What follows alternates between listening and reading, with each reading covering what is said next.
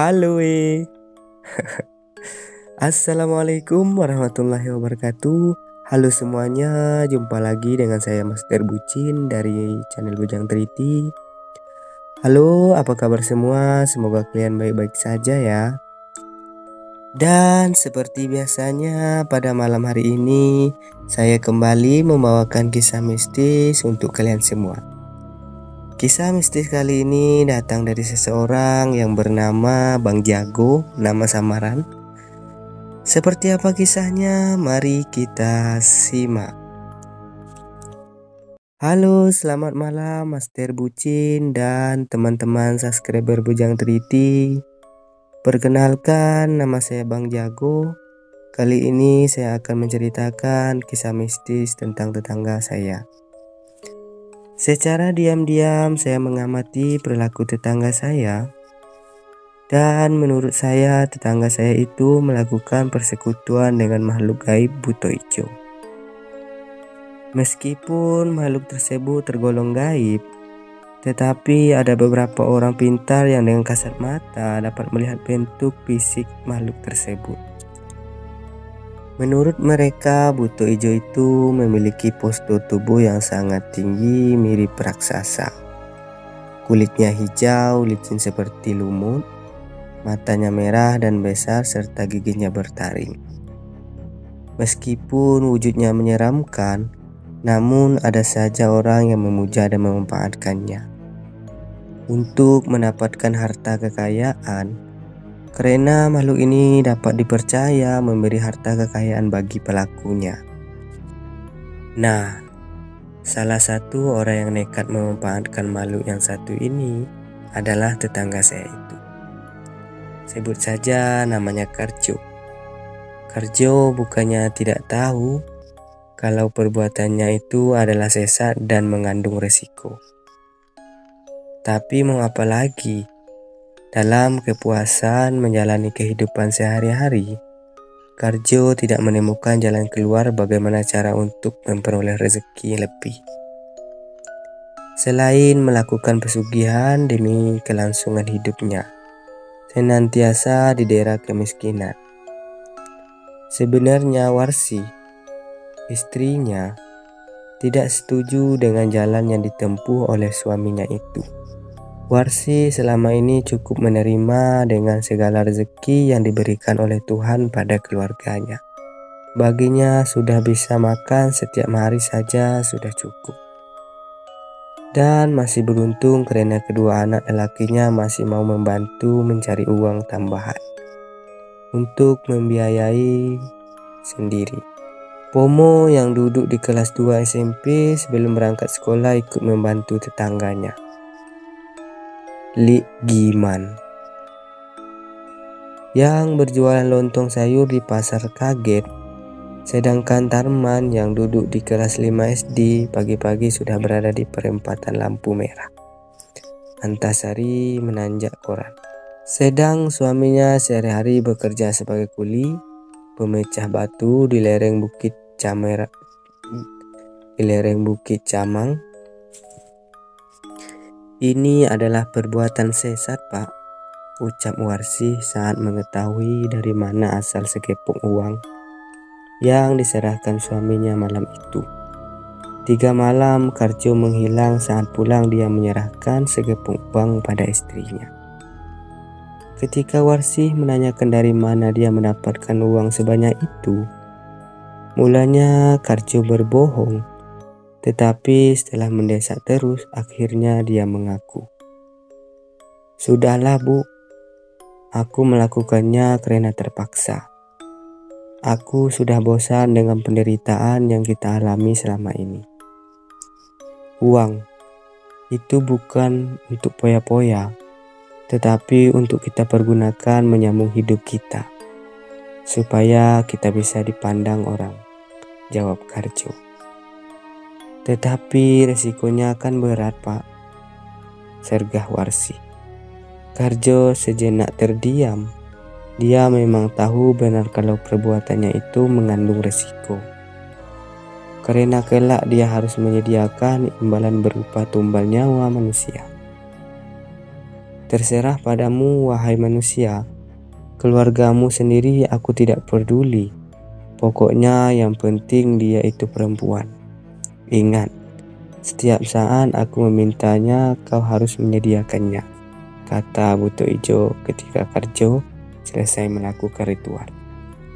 Di bawah sebatang pohon beringin tua yang usianya mungkin sudah lama, konon Karjo nekat melakukannya karena rayuan seorang yang pernah melakukan hal serupa. Pokoknya dijamin berhasil, Kar. Daripada jadi kere seumur hidup, mendingan kita mengabdi pada si Buto Ijo itu. Kita akan cepat jadi orang kaya dan tentu saja hidup enak. Tanpa harus banting tulang capek-capek jadi pemecah batu, kata orang yang mengantar Karjo ke tempat di mana sang Buto Ijo itu bermukim. Sekarang semuanya sudah terlanjur. Tak ada lagi pilihan bagi Warsih selain menerima uang yang diberikan oleh suaminya itu. Apalagi selama ini Warsih belum pernah menerima uang sebanyak itu. Setiap hari paling dia cuma bisa menerima 2 atau 3 lembar uang puluhan ribu dari suaminya itu. Uang tersebut dipergunakan Warsih untuk membuka warung Tegal. Anehnya, meskipun tempat dia berjualan kurang strategis, tetapi baru saja beberapa hari berjualan, pengunjungnya sudah banyak. Ada yang sengaja makan di sana dan juga ada yang sengaja membeli dibungkus untuk dibawa pulang. Tak heran kalau dalam waktu singkat warung Bu Warsih sudah berubah permanen. Karjo sengaja membeli tanah dan membangunnya. Saking ramainya, kini Bu Warsih memperkerjakannya seorang gadis dari kampungnya untuk membantunya. Adalah Markasan, seorang pengangguran, kini memperoleh kerjaan tanpa harus melamar. Dia jadi tukang parkir liar di depan warung Bu Warsih. Setiap hari dia mangkal di depan warung Bu Warsih, mengatur kendaraan yang keluar masuk. Tetapi ada satu hal yang membuat dirinya merasa heran karena setiap bulan pada hari Jumat, ketiga warung Bu Warsih selalu tutup.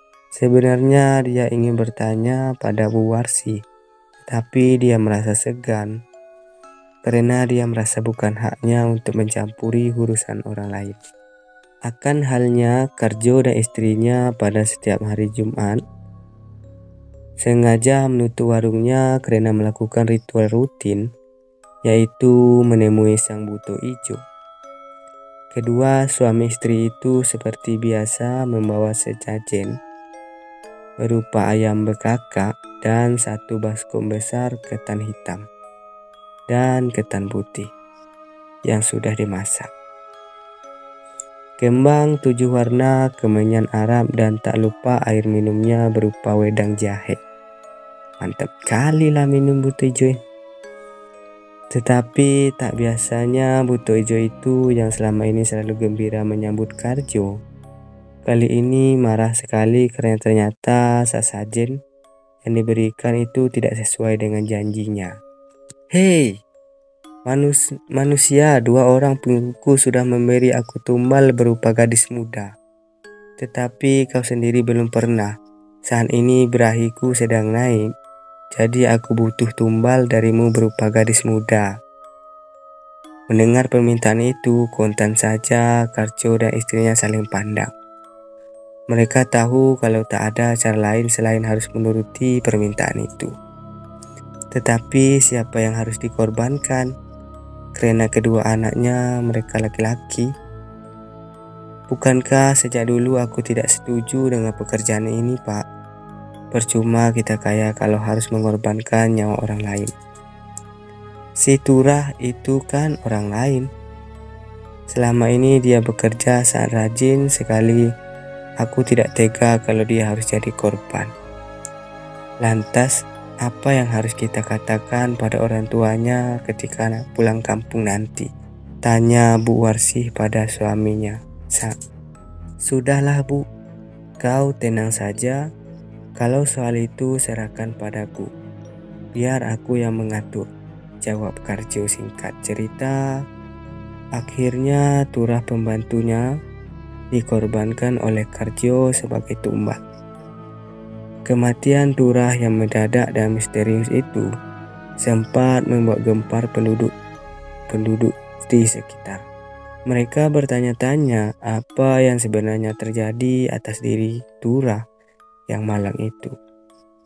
Karena selama ini keluarga Turah sering menerima SMS dari Turah yang isinya mengatakan bahwa kota dia sehat-sehat saja. Konon Turah menghilang dari rumah Karjo selama 5 hari. Lalu ditemukan sudah menjadi mayat di sebuah sumur tua yang tak jauh dari rumah Karjo. Sebenarnya keluarga Turah tidak terima dengan kejadian ini dan berniat akan menuntut Karjo. Tetapi Karjo jauh-jauh hari sudah menyiapkan senjata pemungkas, yaitu memberi keluarga Turah segepok uang tunai serta menanggung biaya dari mulai penguburan, tahlilan, sampai pada selamatan 10 harinya. Cara ini ternyata ampuh bagi kedua orang tua Turah yang lugu dan polos itu. Kebaikan dan perhatian yang diberikan Karjo mereka terima dengan senang hati. Menurut mereka, kematian Turah mungkin sudah takdir. Karena itu mereka harus legowo. Apalagi keluarga Turah memang termasuk keluarga yang miskin. Ya, Karjo telah berhasil dengan tipu muslihatnya menipu keluarga Turah. Dengan demikian dia merasa aman karena perbuatan jahatnya tidak sampai terbongkar. Tetapi tidaklah demikian halnya dengan Warsi. Sejak peristiwa kematian Turah, dirinya selalu resah. Dia selalu dikejar-kejar rasa bersalah dan teramat besar. Dia khawatir kalau perbuatan suaminya itu sampai terbongkar dan diketahui oleh warga. Apalagi akhir ini Warsi sering bermimpi didatangi Turah dan menanyakan apa salah dan dosa hingga dia dijadikan korban oleh kedua majikannya itu. Karena sudah tak tahan, malam itu Warsi menuntut suaminya. "Pak, pokoknya ini harus dihentikan. Aku tidak mau kalau nanti sampai jatuh korban lagi. Buat apa kita hidup atas penderitaan orang lain?" tuntut Warsi.